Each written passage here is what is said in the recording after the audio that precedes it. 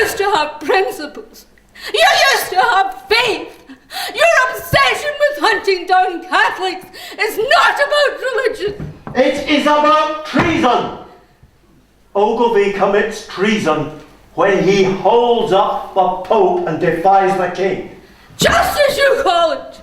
Kings, popes, I don't care anymore. I only hope you live to see a measure of your own justice, John Spottiswoode, to see the Sycophants turn on you and hound you out of the country. And I hope they treat you as cruelly as they have treated John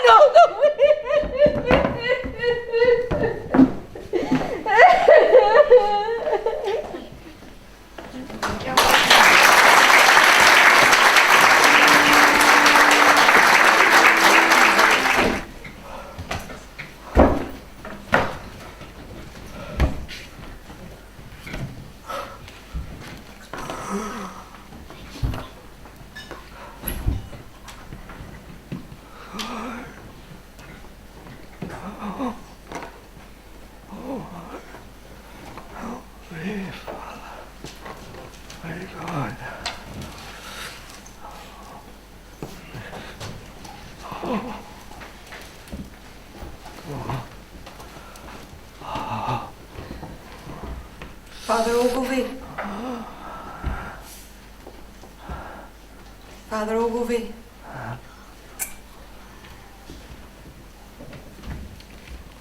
Am I dreaming? No. I thought you were perhaps the angel of death, come to claim me for my Lord. No. Such an emissary of death would surely comfort the dying. I have brought you some bread and wine. Thank you. You have a kindness in your eyes that matches your mother's. I don't see her anymore. Father summoned her away to Edinburgh, and she was severely warned that in returning to Glasgow she was not to be in your company anymore.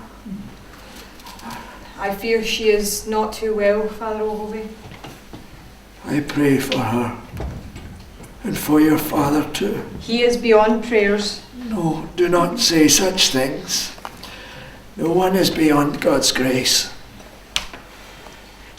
You have a kind heart, sir. I wish that I had known you in other circumstances. Aye, it would have indeed been a pleasure. It is no wonder James Stewart sighed so deeply over such a beauty as you, my dear young lady. You knew him well, didn't you? Aye, only for a short time. But we loved each other's talk and each other's company. He was fond of disputation. Aye, that was him. Come now. Don't cry, miss. He loved you. But he is in exile now, and our love will come to nothing. No, one thing I am sure of. Love never comes to nothing. It is the most life-giving, unpredictable and surprising thing our human nature possesses, and it is also the most precious. Love is God's gift to us. Even painful love. Suffering galvanizes the heart and teaches it to love again and again, but better each time. A heart pierced with pain mirrors Christ's own heart. I don't want you to die. Shh. Death does not worry me. I am as afraid of death as people are of going to a meal. You must not worry about that. Death has been overcome. I cannot betray my faith. It is everything to me. You throw away your life when you could live. No, I do choose life. To live a lie would be a worse kind of death because it would kill my soul. Besides, I have already had Mr. Scott visit me to offer me an escape from the death sentence that awaits me in the morning. Truth is, I could have escaped already, but I am ready to throw myself into the merciful arms of God and trust in that mercy. All the pain and torture you have suffered, I cannot think of it. Through it all, the worst pain was this. When they took me from my prison cell out onto the high street to take me to Edinburgh, I came face to face with the families of those imprisoned for attending my masses. They hated me. They hit me with snow, spat on me, and they cursed me.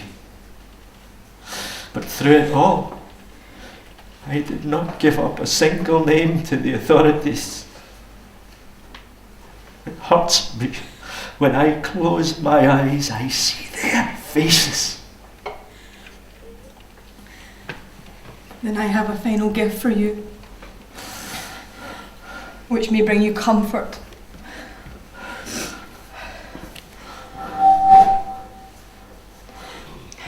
Mr. Hay! Mr. Hay! The thought of Andrew Hay brings me no comfort. What is it? Bring them in. Now look here, miss. If your father gets to hear about this, If my father hears about this, he shall also hear about every time I've seen you drunk whilst on duty, about every time that I've seen your eyes on me. What are you doing? Trust me.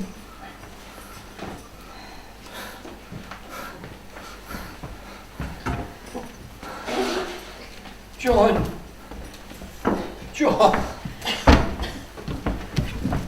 Robert! Marion! God be praised! 2 minutes! We've prayed for you, John. We know all about what's been happening to you. Even in prison, we still hear about something. We hear you're to be sentenced in the morning. Aye.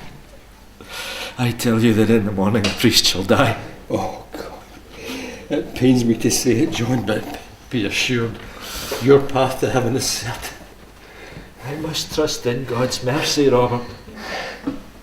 As all must. But Robert, there is one thing that has greatly troubled me. Tell me. Come. When they took me from my prison cell out onto the high street, they put me on a horse to take me to Edinburgh. I saw the crowd cursing me. They were the families of those in prison for attending my masses. I saw your family, Robert. They came up to me and they cursed me for what I had brought upon you. But I tell you, I did not give up a single name to them. Even to save my life. I need you to know. They will know that, John. They will know that now. Father, we should be thanking you. You prepared our souls to meet God. My own son regained his faith because of you. When we die, as we probably will very soon, we'll have no regrets. Do not tell about the time when they found a crucifix in their houses when I tell them. I think you might have mentioned it, Marion. You have a strong faith, Marion. Please pray for my soul. Right, that's enough. Back to your own cells. God be with you, John. Et cum spiritu tuo.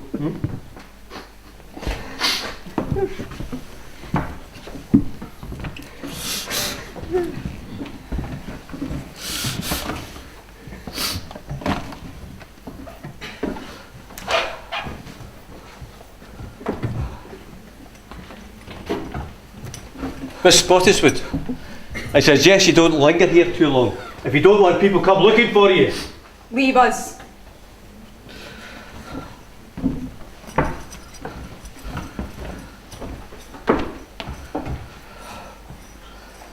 He's right, you should go. I will. But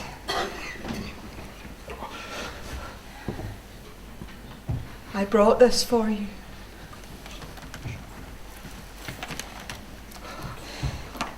A rosary. Thank you. Please, remember me when you pray. I shall. God bless you, child. God bless you.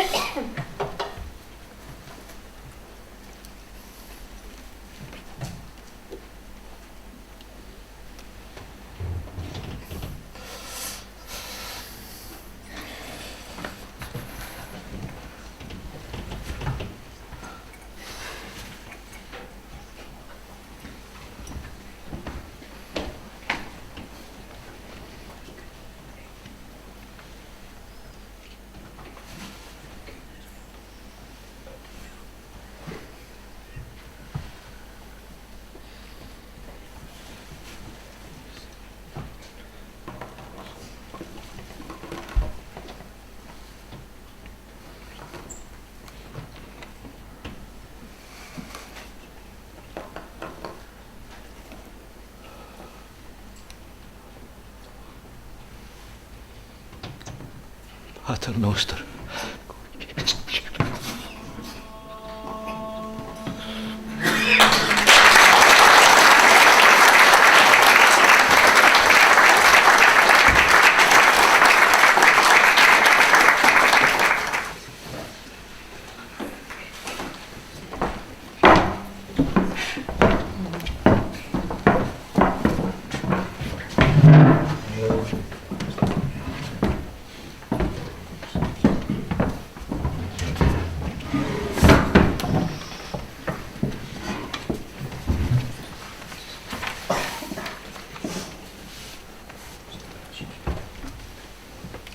Let the prisoner John Ogilvie be brought in for trial and the indictment read against him.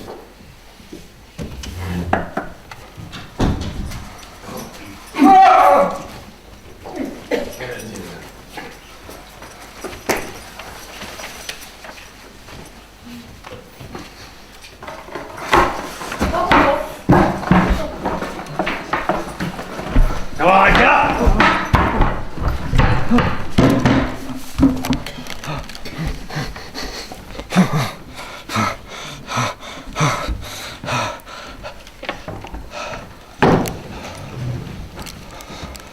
The defendant, Mr. John Ogilvie, stands accused of treason for affirming the supremacy of the Pope in spiritual matters, furthermore by refusing to answer the King's questions. Since the statutes mention in his indictment, he could treason not to answer the King's Majesty or his council in any matters which will be demanded. Also by admitting the power of the Pope to depose kings and to sanction the murder of a deposed monarch. And finally by his condemnation of the oath of supremacy and the oath of allegiance. Well, Ogilvie, you have led us a merry dance, but at last we come to the finale. What have you to say? I deny any point against me to be treason. But if it were treason, it should be so in all lands and in all kingdoms. And it is not known to be so. And as for your acts of parliament, they are made by a number of partial men, the best of the land, not agreeing with them, and of matters outside their jurisdiction for which I will not give a rotten fig. How dare you? I would shed my last drop of blood to defend the King's right to his authority over the affairs of this world, but not of spiritual affairs. His predecessors acknowledged the Pope of Rome. If he would do likewise, I would acknowledge him. But if he chooses to play the runaway from God, I will not acknowledge him, any more than I would this old hat. Calm your speech when you talk about His Majesty. Oh, and get rid of that stupid hat. Very well. But do not think that I remove my hat to acknowledge you as judges. I do it merely to remove the object of your annoyance. The object of our annoyance is very much still present. Your only purpose is to trap me in talk, and so find an excuse for your cruelty. You seem to me like a swarm of flies that descend upon a savoury dish, or like the fishermen who with their nets gather around a poor worried little fish in a pond. I have bandied enough words with you, Ogilvie. You stand accused of treason and of perverting the king's subjects towards treason. Strange how you deny it still. Perverting? Perverting, you call it? I did them no harm by my work here. But you had poor, hard-working people pay their last few pence to you to save their lives from prison. I came here to preach the gospel by commandment. And even if you banish me out of these lands, I would return to Scotland to do more good in it. And is that not treason? To defy the king's right to discharge you from his kingdom? Since I am not an offender, he has no right to discharge me. For the last time, I put it to you. Does the Pope have authority to depose a monarch and for such a monarch lawfully to be put to death? The doctors of the Church have discussed this point, and no definitive answer has been given as an article of faith. Therefore, I will not express an opinion. But I will say this. If the king is a baptized Christian, then he is subject to the Pope.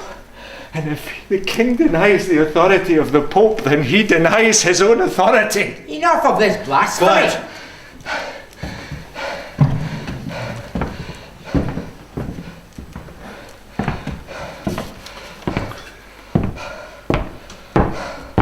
And the oath of allegiance. It is a damnable oath against God and against his truth, and it is treason to swear to it. You show yourself to carry the mind of an arrant and desperate traitor. All your speeches have been so stuffed with treason that I am sure that the patience of the nobility and others here present have been much provoked. As for the Pope's authority, whatever was St. Peter's prerogative, the Pope of Rome has nothing to do with it. We are better taught than to be deceived by mere glosses. Gentlemen of the jury, I leave you to your verdict. Lord Hamilton, please be good enough to collect and announce the verdict of the jury.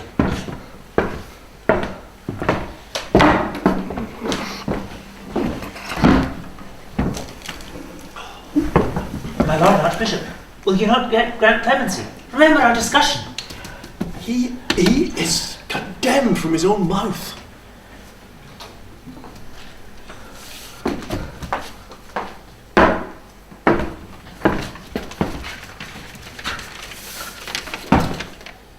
In the charge of treason, the jury finds the defendant, Mr. John Ogilvie, guilty as charged. Therefore, the sentence is death.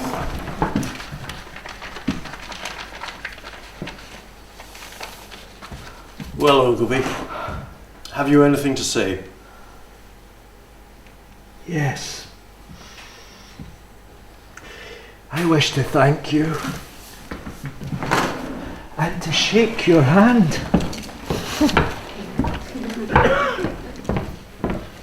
I would give you hand and heart, Ogilvie, and crave pardon from God and His Majesty if you would just acknowledge your fault. I want you to die a good Christian. Will you let me speak to the people? Only if you will declare that you suffer the just sentence of the law for your treasonous speeches and beg forgiveness of His Majesty. Very well.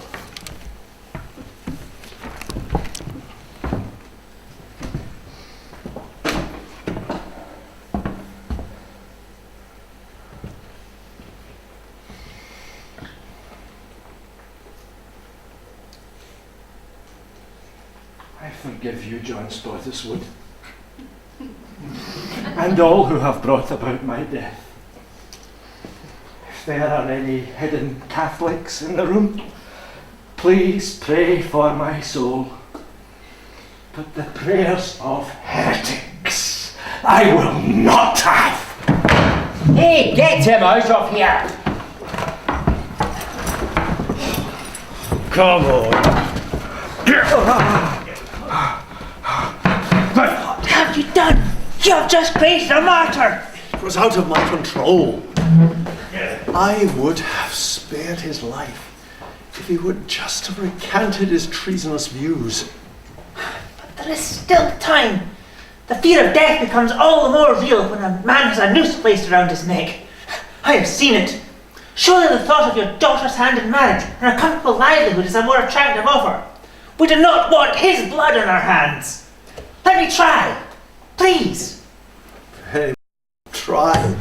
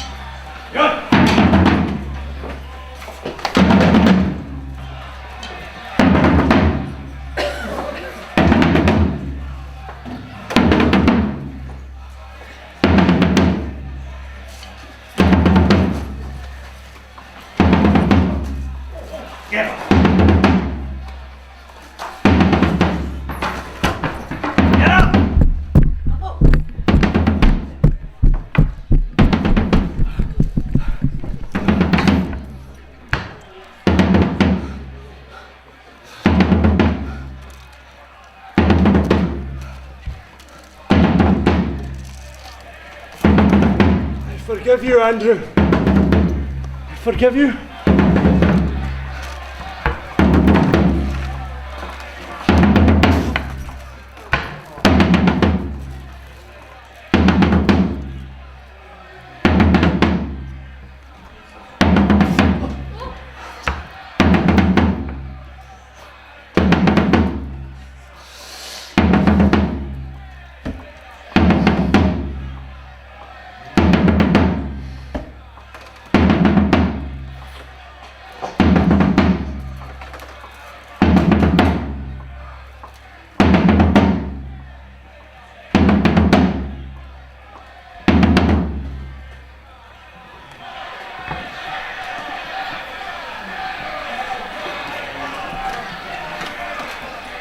Father, forgive me. This is not my choice. I know. I am not afraid of death. I am as afraid of death as you are of the dishes when you go to supper. Come on. Stop! Wait! Ogilvie, I beg of you, do not throw your life away. It grieves me greatly that you deliberately send yourself to such a shameful death. A man of your fine intellect. Mr. Scott, it is absurd to suppose that my life depends upon my own choice now. I am found guilty of treason and condemned. Put the thought of treason out of your head. Renounce the Pope and Papistry, and I will guarantee that you are free from this charge, and I will see to it that you are richly rewarded. You can still live an honourable life. Are you kidding? No! People are amazed by you. My Lord Archbishop bade me promise you, in his name, life, his daughter's hand in marriage, and the richest freeman of the diocese of the dowry, if you are willing to come over from your religion to ours. Mr. Scott, would you be kind enough to say that loudly enough for the crowd to hear it? Ladies and gentlemen, ladies and gentlemen, ladies and gentlemen, I hereby promise Ogilvie, in the name of the Archbishop, that most merciful of Archbishops, life, the Archbishop's daughter's hand, and the richest prebend of the diocese as a dowry, if he is but willing to come over to our side. There is no danger that I shall be found guilty of treason hereafter. None. The people are amazed by you, Ogilvie. Then it is not for treason, but for religion's sake alone, that I am brought here to die as a criminal. Yes, absurd, isn't it? Now come, let us put an end to this madness. Very well. It is for my religion alone that I am to die, that I am condemned, and for my religion I would give my life 100 times over. It is no man's right to take another man's religion from him. Then you die. Not for religion, but for the heinous crime of treason against His Majesty. May God have mercy on your soul.